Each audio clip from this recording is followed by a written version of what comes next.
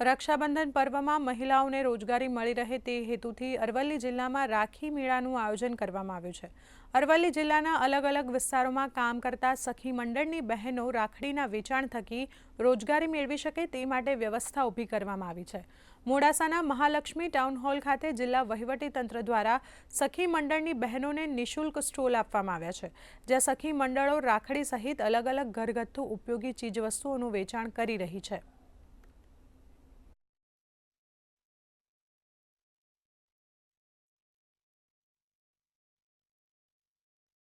એમાં અમે આ રાખડી ઘરે બનાવીએ છીએ અને અહીંયા વેચાણ માટે આવ્યા છીએ। મોડાસા જેવા શહેરમાં અમને રોજગારી મળી આવે છે અને સારું એવું વેચાણ થાય છે, એમાં અમને નફો પણ મળે છે।